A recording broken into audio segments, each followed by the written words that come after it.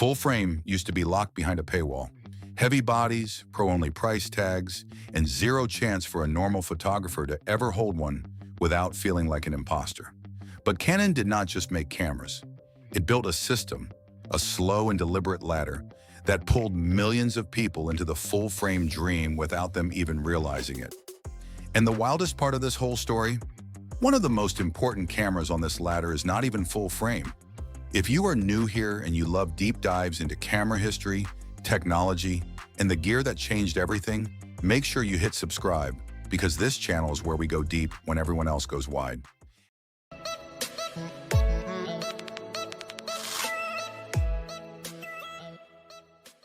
At number 1, we have the Canon EOS 1DS Mark II, and this is where the story has to begin, because this is where full frame used to live, not in your hands.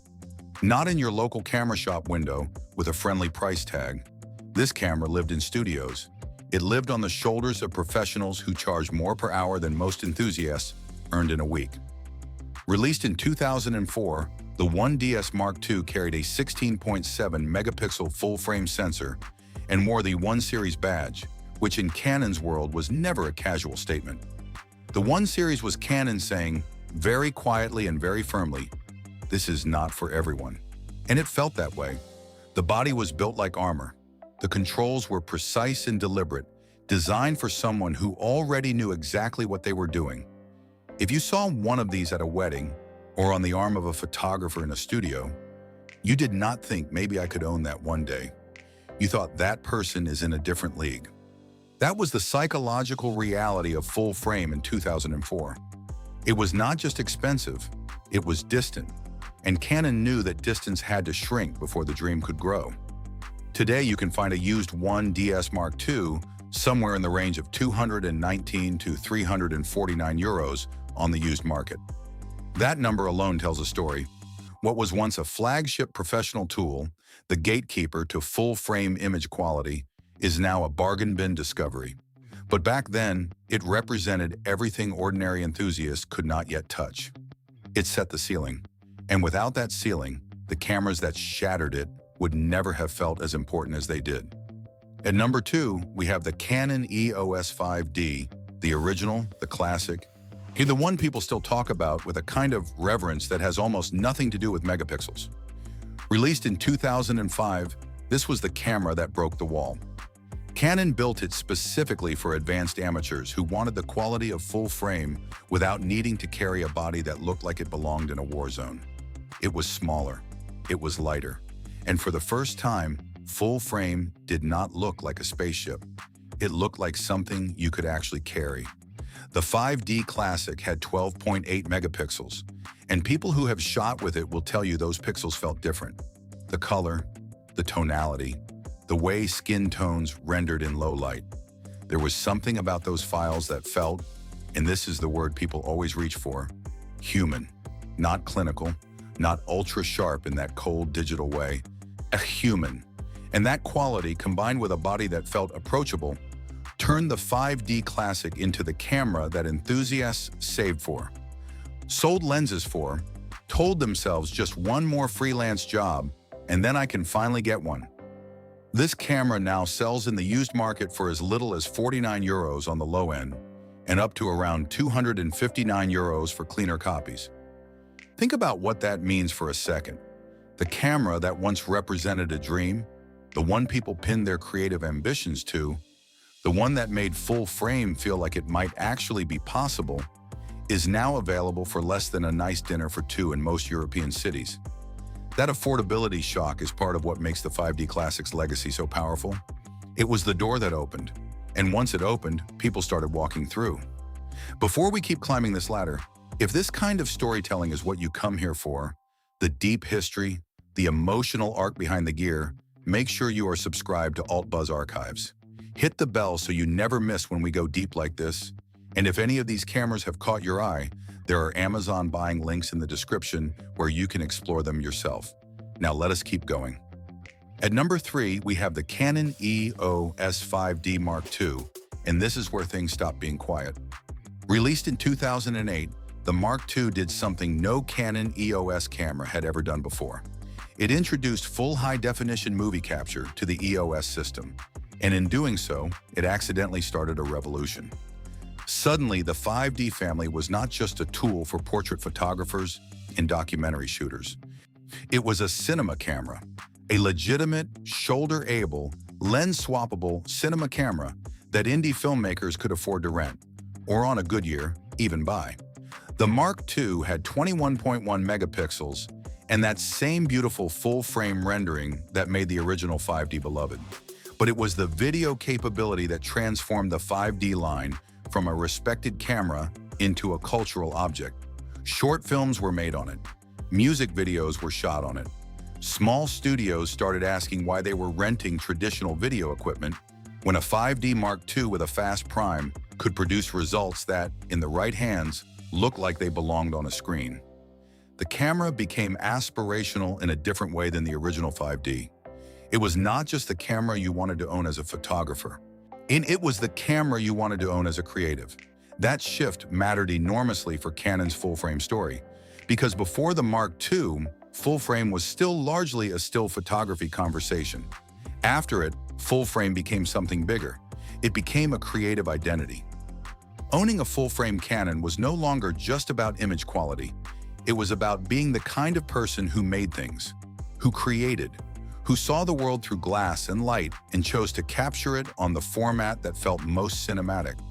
Canon had not just made full-frame attainable, it had made it aspirational on a completely different level.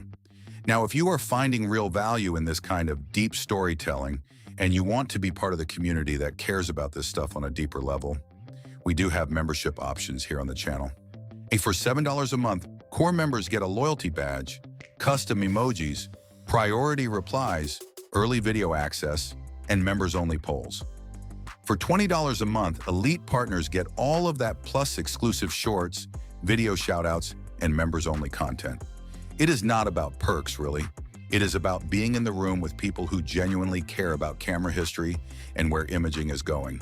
The link to join is in the description below.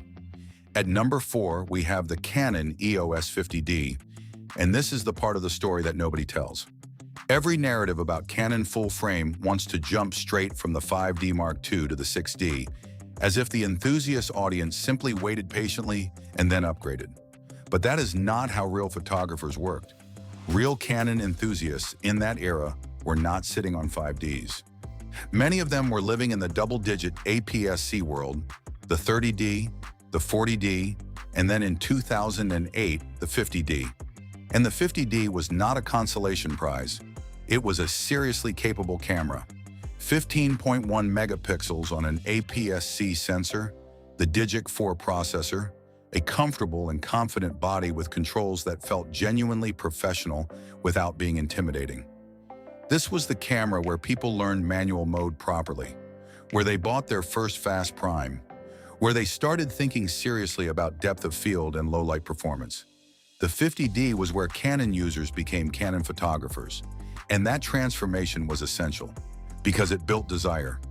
Every time you nailed a shot on the 50D and thought, imagine how this would look on full frame, you were one step closer to the upgrade. The 50D now sells in the used market for as little as €29, which is almost laughable given how much photographic education it delivered.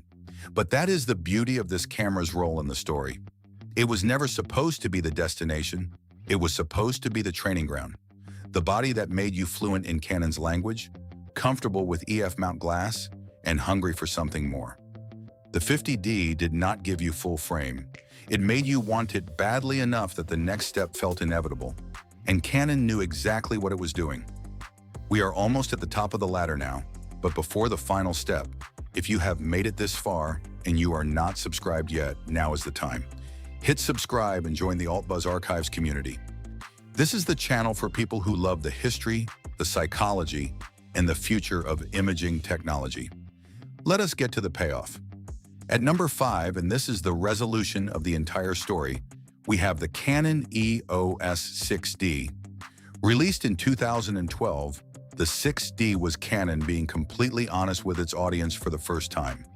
Canon's own marketing said it directly. This was, and I quote their words back at you, your entry into the full-frame world. Not a flagship, not an aspirational tool, an entry point, a starting line. And that framing changed everything. The 6D was compact for a full-frame camera. It had built-in Wi-Fi and GPS, which sounds trivial now but felt genuinely modern in 2012. Its 20.2 megapixel full-frame sensor delivered everything that enthusiasts had been dreaming about since they first saw a 5D classic file on a screen and thought, someday. The center autofocus point was excellent. The high ISO performance was remarkable for its era, and the body was light enough that carrying it all day did not feel like punishment. Canon had taken everything that used to make full frame feel heavy and serious and remote, and quietly removed it. Today, the 6D sits in the used market somewhere between 169 and 429 euros, depending on condition, and that range tells its own story. It is not the cheap throwaway camera that the 50D has become. It holds some value because people still use it, still recommend it. Homeowners still reach for it when someone asks what they should buy to make the jump to full frame without bankrupting themselves. The 6D marked the moment when full frame stopped being mysterious, when it stopped being reserved for people who had already arrived. By the 6D era, full frame was simply the next sensible step, and Canon had spent 8 years building the ladder that made that step feel obvious. Canon did not simply build good full-frame cameras. It built the ladder that taught an entire generation to want one. From the 1DS Mark II, which showed the world what full-frame could be when cost was no barrier, to the 5D Classic that cracked the door open for advanced amateurs, to the 5D Mark II that turned full-frame into a cultural identity, what to the 50D that quietly trained a generation of enthusiasts in the language of serious photography, to the 6D that finally made full frame feel like a normal and reasonable thing to own. Every step mattered. Every camera in this sequence had a specific job, a specific emotional shift to deliver, and Canon delivered all of them with intention. The most interesting thing about this story is not the cameras themselves. It is the psychology. Canon understood that price alone does not democratize a format. Aspiration does, status does, the sense that the thing you want is just barely within reach, not impossibly far. And Canon engineered that feeling across nearly a decade of camera releases, nudging the enthusiast audience forward one body at a time until full frame felt not like a privilege, but like an obvious upgrade. That is not an accident. That is one of the most elegant product strategies in the history of consumer electronics. If any of these cameras brought back memories for you, or if you are currently sitting with one of them in your hands right now, drop a comment below. I want to know which camera on this ladder meant the most to you. Was it the 5D Classic that first made you believe? The Mark II that made you feel like a filmmaker? Or the 6D that finally made you say, yes, this is the one, this is where I make the jump? Tell me everything. And if you want to support the channel directly, the Super Thanks button is right below this video. Whether it is $2 or $100, every contribution keeps stories like this one alive. Thank you for being here. If this is the kind of content you want more of, camera history, on imaging technology, the stories behind the gear that shaped how we see the world, subscribe to AltBuzz Archives and turn on notifications. We go deep here so you never have to settle for surface level. Super Thanks is available right below this video, from $2 all the way up to $100, and every single one means the world to this channel. Links to all the cameras discussed today are in the description. Until next time, keep shooting. Canon did not just make full-frame cameras. It made people believe they could own one. And belief, it turns out, is the most powerful feature any camera ever had.